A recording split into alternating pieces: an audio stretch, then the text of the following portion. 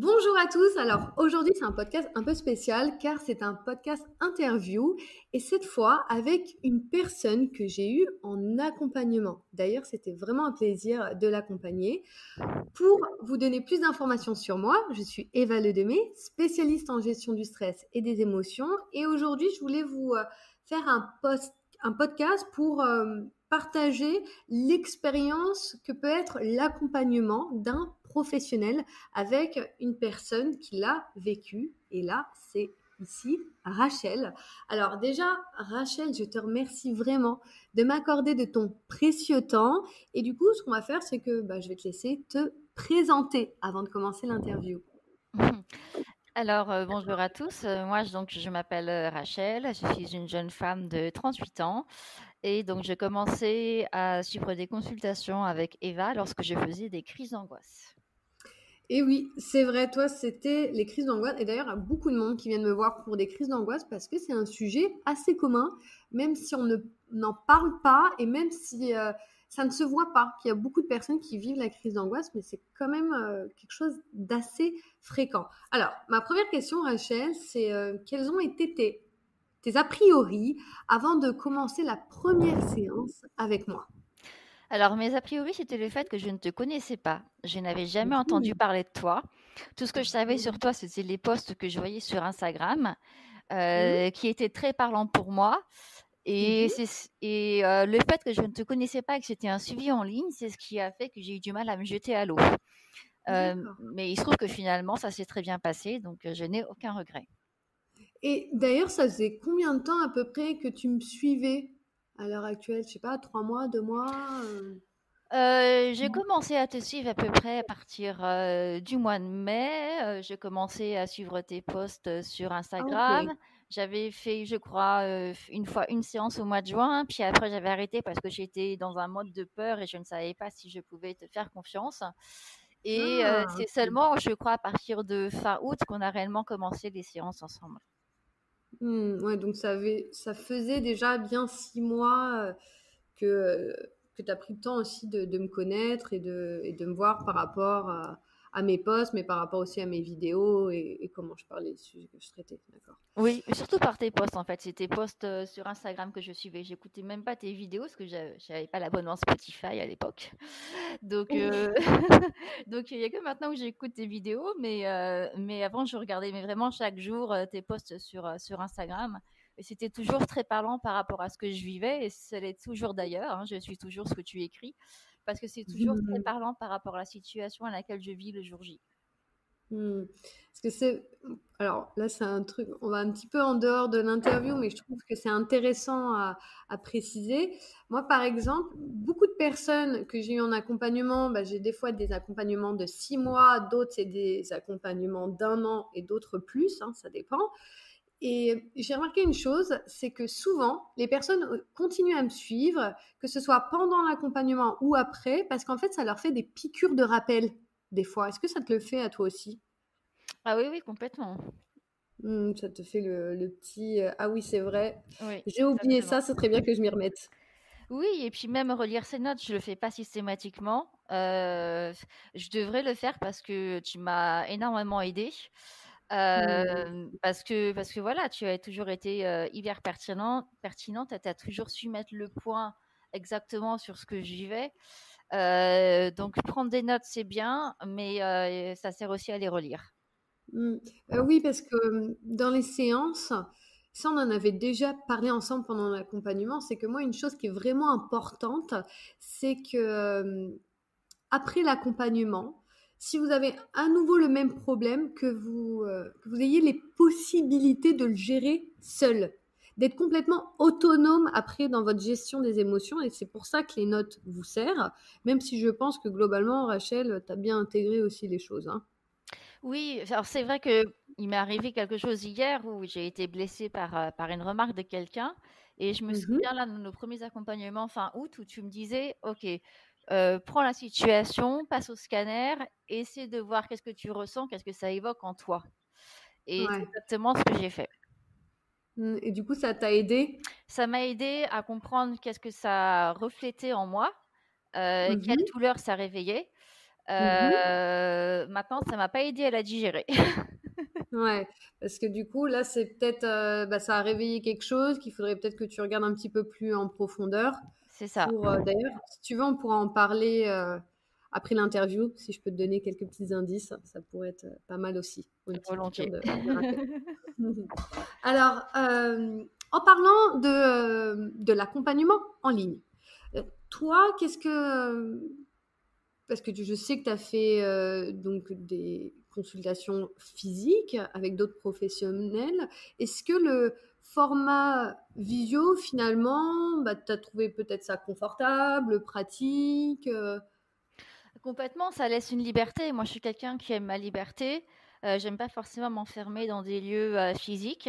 Donc, Mm. j'ai pu aller faire des consultations, au parc à côté de mon travail. Oui, J'ai pu c'est faire des bien. consultations chez moi. J'ai pu à chaque fois m'adapter au lieu où j'étais, pour pouvoir Mm. faire des consultations et ne pas me dire: «Ah, il faut que je parte à telle heure parce qu'à telle heure, j'ai rendez-vous à tel endroit pour ma consultation».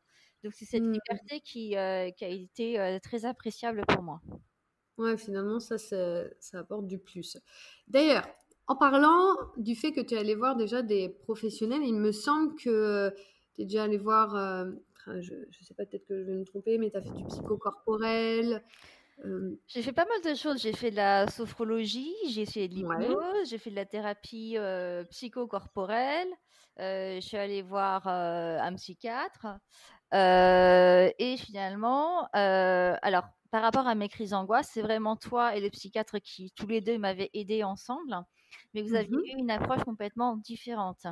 mhm, Ce que je retiens avec toi, c'est que tu as vraiment cherché à comprendre qu'est-ce que les choses que je vivais, me fait évoquer en moi, alors que le ok. psychiatre faisait toujours référence à l'enfance, à Hmm, l'éducation, à comment le j'avais été passé. éduquée et ce que j'avais le plus besoin, en effet, c'est de comprendre quelle émotion ça évoquait en moi et quelle solution je pouvais trouver et aujourd'hui, ce que je retiens beaucoup de notre accompagnement, enfin de l'accompagnement que tu as fait avec moi, c'est OK, par rapport à ce que je vis, quelle solution je peux trouver et surtout, est-ce que c'est dramatique? Est-ce que ça vaille la peine que, je dépense mon énergie là-dessus?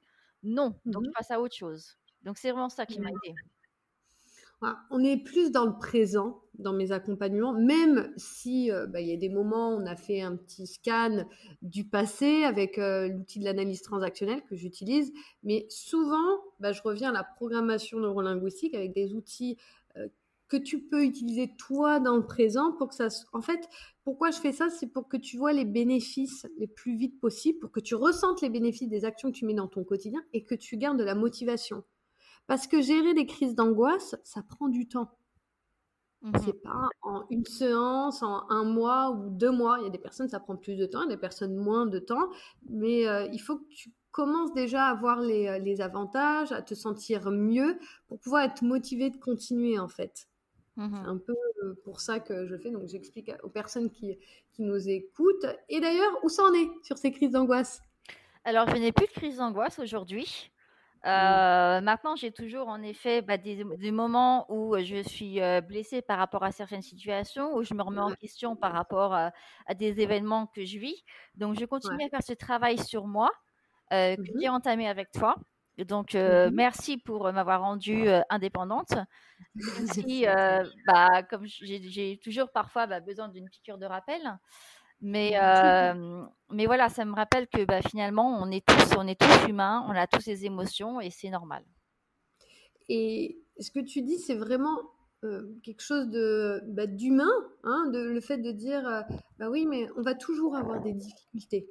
Toujours, tout au long, jusqu'au dernier jour de notre vie, on aura des moments qui seront plus difficiles que d'autres. On ne peut pas les éviter, mais du coup, on peut bien les gérer. Et c'est vraiment ça dans le fait que je te dis, de t'apporter des outils pour que tu sois vraiment plus autonome, c'est ça. Et là, tu dis, oui, c'est vrai que j'ai des difficultés, mais aussi, tu as des difficultés qui ne sont plus les mêmes. Tu vois, parce que tu as réglé d'autres difficultés. C'est ça. Donc, à chaque fois, voilà, en fait, tu évolues, tout simplement, là, Rachel, ce qui se passe. C'est exactement ce que j'ai remarqué, c'est qu'en effet, à chaque fois que j'ai dépassé un problème, j'en ai un autre qui arrive. Donc à chaque fois, c'est un travail Mm. constant qu'on doit faire sur soi-même. Et en effet, j'ai pas besoin d'un accompagnement à vie. mais tu m'as vraiment aidé à comprendre qu'est-ce que je ressentais et accueillir l'émotion et trouver des solutions. Mmh. Et voilà, c'est plus être, en fait, là, c'est une autre chose que j'aimerais faire un post sur ce sujet. C'est parce qu'en fait, on n'est plus dans le pourquoi, parce que le pourquoi, on l'a traité ensemble. On est dans le comment. Et le Exactement. comment, c'est trouver une solution. Ok, j'ai ça, je sais pourquoi, parce que tu as fait tout le travail en amont. Et maintenant, on va réfléchir, bah, ok, j'ai ça, mais comment je peux faire pour aller mieux? Et quand on est dans le comment, on est en train de regarder devant. Quand on est dans le pourquoi, bah, souvent, on regarde derrière. Tu comprends ce que je veux dire? Exactement. Et c'est ça, et du coup, je voudrais appuyer même là pour toi maintenant, c'est continuer à rester dans le comment. Parce que des fois, le pourquoi, on n'a pas de réponse. On ne saura jamais vraiment te dire exactement pourquoi tu as eu cette crise d'angoisse. Parce qu'en fait, c'est des multitudes de petites choses qui a fait que tu as eu cette gestion émotionnelle qui a été difficile. On ne peut pas te dire clairement par 1 plus 1 égale 2. Mais par contre, on peut essayer de trouver clairement comment tu peux faire pour aller mieux. Tu Mhm. vois ce que je veux dire? Et ça, c'est un point qui pourra continuer, je pense, à t'aider quand tu vois, mais pourquoi moi? Pourquoi si? Bah, se dire, non, plutôt, mais comment? Comment je peux faire pour que ça aille mieux? Bah, c'est exactement ce qu'aujourd'hui, j'arrête de jouer la victime, à me dire pourquoi il m'arrive ça. Mm. Je me dis, ok, je ressens ça, pourquoi est-ce que je le ressens? Ok, est-ce que ça vaille la peine que je m'attarde dessus? Non. Qu'est-ce que je peux faire pour aller mieux? Qu'est-ce que je peux faire pour penser positif, voir le côté positif des choses?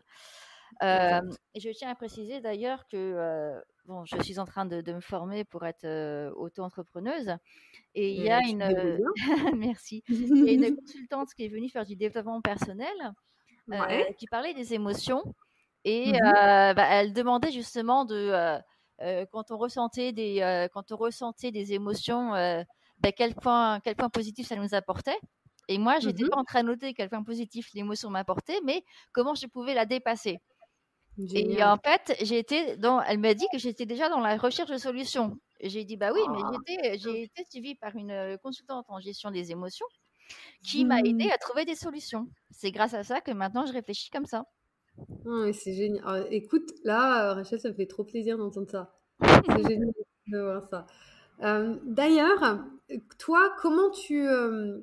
En fait, il y a deux questions que j'avais prévues, mais je pense qu'on peut les regrouper dans une. C'est comment tu as vécu les séances et qu'est-ce qui a été le plus challengeant pour toi? Alors, j'ai trouvé que tu étais toujours à l'écoute, tu étais très perspicace, tu arrivais toujours Hmm. à comprendre quel problème je traversais par rapport à une émotion que je ressentais, et tu as Mhm. toujours réussi à me faire trouver une solution. Hmm. Donc, j'ai vraiment trouvé que les séances étaient très efficaces. Hmm. Hem Merci.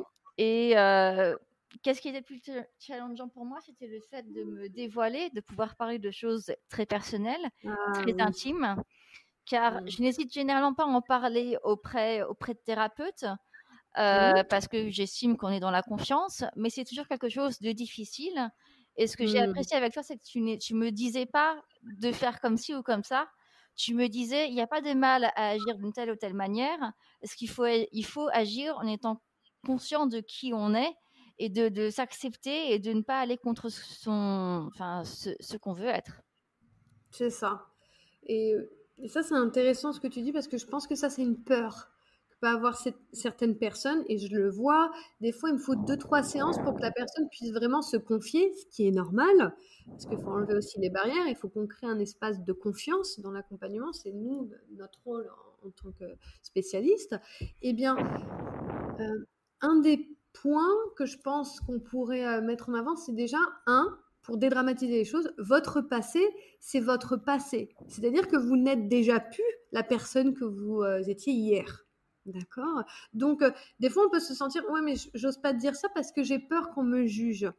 Mais déjà, c'est pas ma spécialité de juger, pas du tout. Au contraire, quand une personne va me confier des choses difficiles qu'elle a vécues, je le vois plutôt comme une victoire, parce que c'est quelque chose de beau, et en plus, la personne extériorise. Et des fois, tu vois, quand tu vas parler de ton passé, tu vas répéter des choses, mais si tu le répètes, c'est aussi des fois pour une raison. Parce que finalement, le répéter, le partager, c'est arrêter de le porter seul aussi sur ses épaules. Mmh. Et ça te permet aussi de dédramatiser ce qui se passe, d'enlever le côté difficile et aussi, tout le monde a vécu des moments compliqués. Il n'y a personne qui a été parfait, il n'y a personne qui a eu une vie de sainteté, hein. Je pense pas. Même les saints, ils n'ont pas été saints toute leur vie, d'accord. Donc, c'est assez intéressant de voir cette partie-là où on peut se sentir mal, dire que souvent le spécialiste, ou en tout cas je parle pour moi, on le voit comme quelque chose de très beau. Moi, je le vois vraiment comme une petite victoire, le fait que si vous avez pu vous confier, déjà, vous ne le portez plus tout seul sur vos épaules quand il y a des choses difficiles dans votre vie. Et quand vous l'extériorisez, c'est aussi une manière de passer encore plus à autre chose. Bon, là, ça c'est derrière, j'en parle au passé et maintenant je regarde devant. Tu vois ce que je veux dire? Oui, oui, complètement. Mm. Donc, ouais, sur le challengeant, c'est vraiment pour parler du passé. Et ça, je le comprends parce que là aussi, on va dans l'intime. Et des fois, parler de.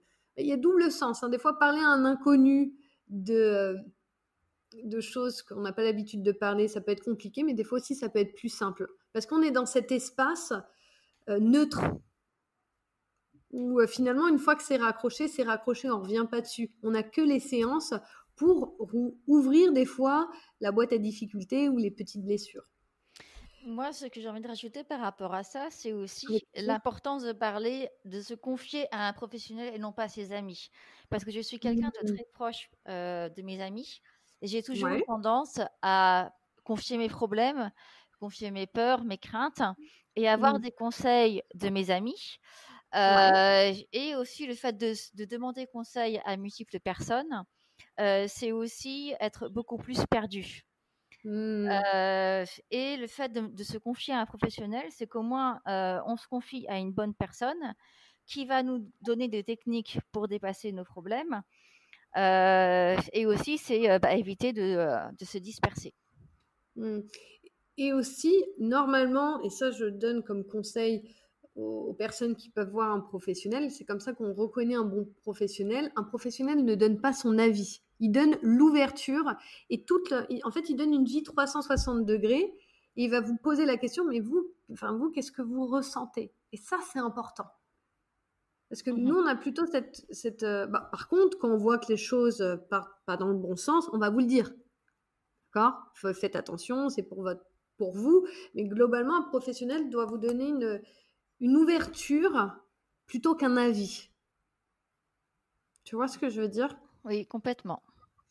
Et, et ce qui est bien dans le fait j'adore que tu précises ça, c'est que c'est bien aussi de parler à un professionnel de nos inquiétudes, de nos inconforts, plutôt que des fois à nos amis, à notre mari, X ou Y, parce que nos amis, notre famille, c'est aussi pour les bons moments. Et c'est important de conserver cette ambiance de bons moments, même si c'est aussi pour les mauvais moments. Mais des fois, quand on vit une période difficile, c'est bien de ne pas mettre cette ambiance un peu trop négative dans nos conversations avec notre entourage pour conserver cet espace quand je suis avec mes amis, je me détends. Tu vois, j'en profite. Je vais pas vider mon sac tout le temps, tu vois. Et d'aller voir un professionnel, ça permet de cadrer ça et de trouver des endroits où vraiment extérioriser sans des fois entacher une amitié ou un moment, tu vois. Je suis tout à fait d'accord avec toi. Ouais, yes. Mais tu as vraiment bien fait de préciser ça, parce que je trouve que c'est une vraie dimension positive de l'accompagnement et aussi pour la vie personnelle de la personne qui vient d'un confort émotionnel. Alors, je reprends l'interview. Qu'est-ce que l'accompagnement t'a apporté de positif? Je dirais que ça m'a aidé à comprendre ce que je ressentais, enfin du moins à essayer de comprendre ce que je ressentais, parce que j'arrive toujours pas forcément à comprendre ce que je ressens, mais du moins j'essaie d'écouter mon corps et de Oui. comprendre ce que les choses évoquent en moi, ce que les difficultés évoquent en moi. Et surtout, ce que ça m'a aidé, c'est à trouver des solutions. Toujours regarder, comme tu l'as dit il y a quelques minutes, regarder devant, se dire, ok, est-ce que ça vaille le coup que je m'éternise dessus, ou est-ce qu'il vaut mieux penser à autre chose pour m'apporter du positif? C'est ça. En fait, je trouve, parce que moi je le vois aussi pour moi personnellement dans ma vie, parce que ce que je vous dis, je le fais au quotidien. Bah, tu as vu par exemple au début du podcast, je t'ai dit, bon bah écoute, moi je vais m'étirer, je vais souffler un peu pour m'enlever bah, des fois les tensions qu'on peut avoir sur le podcast. Donc ce que je te conseille, je le fais aussi, tu l'as vu en direct. Exactement. Et, euh, et un point aussi, c'est, moi je fais vraiment attention à la perspective, à notre manière de regarder la vie.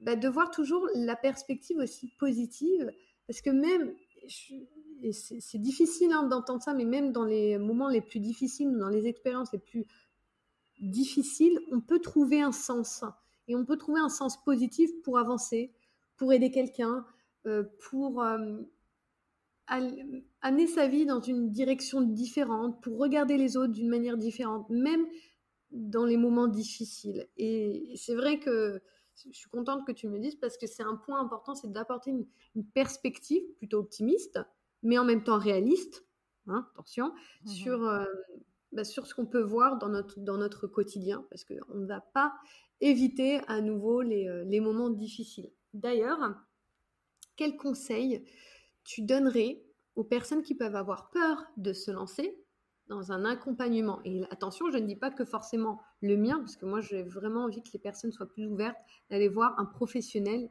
et moins timides ou gênées d'aller voir un professionnel. Alors moi, ce que je donnerais comme conseil, c'est bah, il faut vraiment aller voir un professionnel quand on traverse des difficultés parce que les professionnels est là pour nous aider. Faut Mm. accepter de se faire aider, accepter qu'on ait des Ah, ça difficultés c'est dur. et qu'on ne peut pas les régler seul. Mm. C'est pas les amis qui vont nous trouver des solutions parce que les amis peuvent être là pour nous écouter, mais au bout d'un moment, bah, c'est pas leur rôle, donc bah, ils vont nous tourner le dos si on passe notre temps à rabâcher les choses difficiles.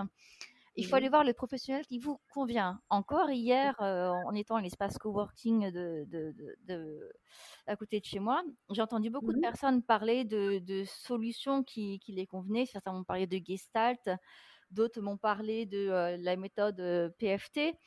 Mm. Et ça m'a intriguée parce que c'est des personnes qui disaient que ça les avait beaucoup aidés et que, en gros, pour certains, ça a fait des miracles. En l'espace de 5 minutes, leurs problèmes sont réglés. Oi.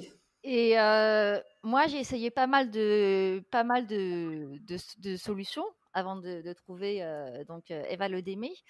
Et pour moi, son accompagnement m'a aidé. Mais ça m'a aidé moi par rapport à ce que je suis, par rapport à ce que je vivais à l'instant. Donc, tout ce que j'ai envie de vous dire, c'est aller voir un professionnel qui vous convient. Pour certains, ça peut être l'hypnose. Pour d'autres, ça peut être la conversation avec un professionnel. Moi, je trouve qu'Eva Ledémé est vraiment très professionnelle, très, très douée dans ce qu'elle fait. Elle est très Merci. patiente. Donc, moi, j'hésiterais pas une seconde à nouveau consulter si j'en avais besoin. Et parfois, je me pose Mm. la question si je ne devrais pas reconsulter parce que je traverse toujours des difficultés. Ouais, c'est vrai qu'il y a des moments où c'est bien de reprendre une séance, tu vois, qu'on sent juste pour des fois se remettre un peu sur les rails. Moi, il y a des personnes que j'ai eu en accompagnement pendant 1 an et des fois, bah, une fois par mois, ils prennent une séance ou après une fois tous les 3 mois. Ça va dépendre de tes chemins de vie. Pourquoi? Parce qu'en fait, tu passes des niveaux au niveau de ton évolution personnelle. Ce que tu étais quand on a commencé l'accompagnement, eh ben, tu n'es plus du tout la même personne et on est clairement d'accord. Là, Rachel, tu as créé ton entreprise, quand on a commencé, tu étais dans une entreprise, tu ne créais pas ton entreprise. Donc, il y a beaucoup de challenges auxquels tu fais face. Et des fois, ça peut être bien de faire un petit check-up. Mais ça, c'est toujours au niveau des ressentis. D'ailleurs, moi, je vais donner aussi bah, mes conseils pour les personnes qui ont peur. Et je vais donner mes conseils vraiment personnels. Là, je ne vais pas aller dans le point professionnel. C'est que tu as dit une chose, c'est que ben, on a besoin aussi de l'aide d'un professionnel. Et moi, j'irai appuyer sur le côté humain de cette phrase, c'est que on a besoin les uns des autres. Exactement. Si, voilà, si on pense que dans la vie, on va y arriver seul, à un moment donné, on va se prendre un mur. Pourquoi? Parce qu'on est des êtres qui aiment bah, vivre en groupe, qui aiment la société, on a la famille, l'amitié, les relations. On a besoin des uns des autres. Et ça, c'est mon petit point personnel. Mon autre point personnel, et là je le dis vraiment avec cœur, c'est que faites attention aux professionnels qui vous disent oui, en une séance, c'est réglé. Parce qu'en une séance, c'est réglé, je vous mets au challenge de vous reposer la question dans 6 mois si c'est encore réglé. Parce que je ne crois pas au miracle, mais dans le fait qu'une personne peut vous aider en 5 minutes ou en 1 heure. Encore une fois, c'est mon avis personnel, mais c'est aussi mon avis dans mon expérience professionnelle et dans mon expérience aussi personnelle, dans le fait où je suis allée voir aussi des professionnels avant aussi de créer mon métier, avant de faire mes formations. Et j'ai fait différentes formations et je me rends compte que la solution la mieux, c'est une solution qui est très personnalisée à la personne. On va rechercher les solutions à la personne qui va faire face à plusieurs rebonds. Donc, c'est-à-dire entre les séances, la personne va vivre des expériences et selon ces expériences, le professionnel réadapte les outils. Et surtout, le professionnel va jusqu'à la stabilisation. Pourquoi cette période de stabilisation est importante? Parce que la personne va faire face à des hauts et des bas et on va l'apprendre à gérer ses bas et c'est important qu'elle puisse gérer ses bas dans 5 ans, dans 6 ans, dans 10 ans et qu'elle puisse les enseigner à ses amis, à ses enfants. Et c'est ça le but pour moi d'un vrai accompagnement, c'est qu'on va au bout et l'autre devient enseignant aussi. Tu vois, toi, quand tu m'as dit j'ai fait une formation d'entrepreneuriat et on a vu les positifs et les points positifs et moi je trouvais les solutions plus que les autres, et ça, là tu deviens enseignant, Rachel. Tu vois? Toi, maintenant, tu peux aider aussi d'autres personnes. Et moi, je suis un peu dans le but de contagion, en fait. De contagion, de s'aider les uns les autres et d'apporter une vision positive du monde et de créer du lien entre nous. Donc là, c'était un petit peu mon point personnel. Et il y a un autre point, c'est faites attention au feeling dans les accompagnements quand vous allez voir un professionnel. Il faut que vous sentiez qu'il y a un bon feeling. Moi, par exemple, le tutoiement, même s'il y a des personnes qui me voient en accompagnement, ça j'ai toujours du mal, le tutoiement, c'est primordial. Sauf si vous avez besoin de vous voyer. Et vous devez sentir que cette personne fait écho en vous. Il y a quelque chose où c'est presque une personne, ou une relation qui se crée. Parce que je sais, moi, par exemple, que toutes les personnes que j'ai accompagnées, elles feront partie de mon chemin de vie. Et je sais que je fais partie de votre chemin de vie. Et je le prends vraiment à cœur dans ce sens-là. Notre métier, dans l'accompagnement, on est vraiment dans... Là, je fais un petit peu un monologue, mais là, c'est le cœur qui parle. Hein. Tu dois l'entendre. Et notre métier, il dépasse l'entrepreneuriat, il dépasse... C'est un engagement humain que l'on fait. Donc, c'est important que, je pense, vous ressentiez ça. Que ce ne soit pas un professionnel qui vous dit oui, qui coche des cases et qui ne vous fait que de l'analyse. Il y a une partie d'humain que vous devez sentir. Et je pense que ça peut vous aider à savoir quel est le bon professionnel. Donc, on va aller à la dernière question, Rachel, si ça te va. En tout cas, c'était vraiment un podcast très sympa. J'adore nos interactions qu'on a ensemble. Oui. Alors, comment tu utilises maintenant ce que tu as appris dans ton quotidien et comment tu conclurais ton après-accompagnement? J'essaie vraiment, en fait, moi, je fonctionne plus avec le souvenir qu'avec la lecture de notes. Donc, j'essaie de me souvenir à chaque fois ce que tu m'as dit, comment gérer les émotions, comment traverser les difficultés et enfin, moi, comme je t'ai dit plus haut, ce qui m'a aidé, c'est vraiment essayer de comprendre qu'est-ce qu'une remarque évoquait en moi, quelle douleur ça réveillait et comment je peux la dépasser. Donc, je suis constamment à la recherche de solutions. Et aussi, ce qui m'a beaucoup aidé avec toi, c'est qu'on apprend sur nous en essayant. Il n'y a qu'en essayant qu'on peut savoir si quelque chose nous convient ou pas. La peur n'exclut pas le danger. Et ce que j'ai retenu, c'est idée, action, patience. Donc, grâce à ça, je suis vraiment sortie de ma zone de confort. J'ai osé parler en public de mon projet. J'ai vraiment osé en parler, osé aller voir chaque personne pour leur proposer mon voyage. Et c'est comme ça que j'ai attiré les bonnes personnes à moi. Et j'ai envie d'en profiter pour te mettre en valeur. Déjà, je te remercie pour tout ça. Je vais rebondir dessus, mais on va aller aussi sur ton projet. Parce que je pense que les personnes, quand elles t'écoutent, elles ressentent ton authenticité, ta sincérité. Et est-ce que tu peux nous en dire un peu plus sur ce projet donc, de voyage et danse parce que ça pourrait peut-être intéresser d'autres personnes. Et d'ailleurs, je vais mettre tes détails dans le podcast, dans la description du podcast. Donc, si tu veux nous en dire un petit peu plus, parce que peut-être que ça pourrait intéresser d'autres personnes. Alors merci beaucoup de cette proposition. Alors en fait, moi j'ai pour projet de créer une agence de voyage de danse dans le but de découvrir les danses locales d'un pays et la culture qui s'y rattache. Donc moi, je suis partie au Brésil il y a 2 ans. Je suis tombée amoureuse de ce pays et je me suis toujours dit que j'y retournerais. Et du coup, j'ai proposé un premier voyage au Brésil qui se déroulera donc du 21 avril au 3 mai 2020. Et ce voyage a pour but de découvrir les danses locales de chaque région, donc Rio de Janeiro, Salvador de Bahia et Recife. Donc, on va aller prendre différents cours de danse. On va aller les pratiquer avec la population au cours de soirées locales, de concerts en public et d'événements locaux traditionnels religieux pour justement comprendre la culture et s'immerger dans la population. Bah, moi, je trouve ça génial. Je mettrai le détail dans le podcast, dans l'information du podcast. Et déjà, bonne chance pour ce projet qui a l'air vraiment passionnant. Bah, limite, même moi, ça me donnait envie quand tu le racontais. Et je pense... d'ailleurs, c'est pour les débutants aussi. C'est pour tout niveau. Il y a aussi bien, on est déjà un petit groupe de 4 personnes. Il y a vraiment tout niveau. Il y a des gens qui dansent très bien, il y a des gens qui dansent moins bien. Personne ne fait chaque danse parce que moi, par exemple, je fais de l'afro-brésilien et du zouk brésilien. Et là-bas, on va faire de la samba. On va faire des danses orisha traditionnelles d'origine d'Afrique que je ne connais pas du tout.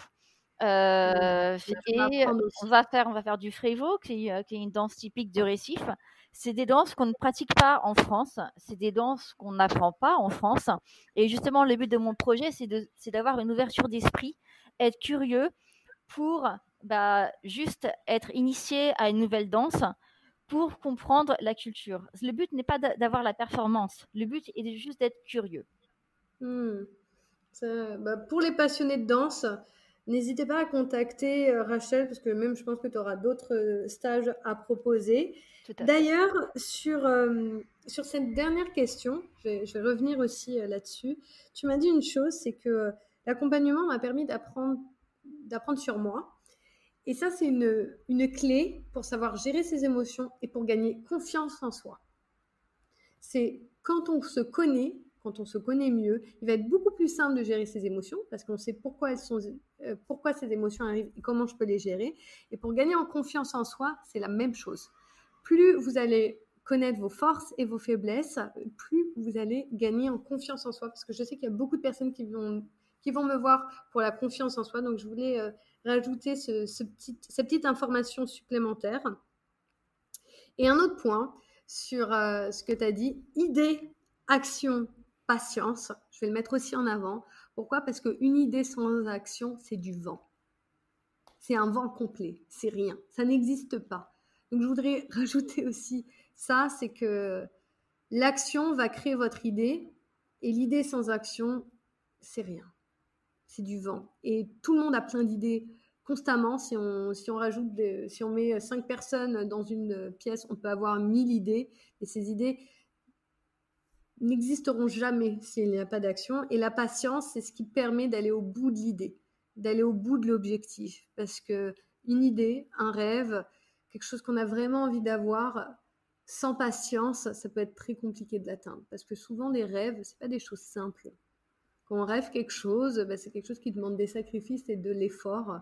Et ces sacrifices et ces efforts, ils vont être plus simples quand on se rend compte qu'ils vont prendre du temps et qu'on va développer sa patience dessus.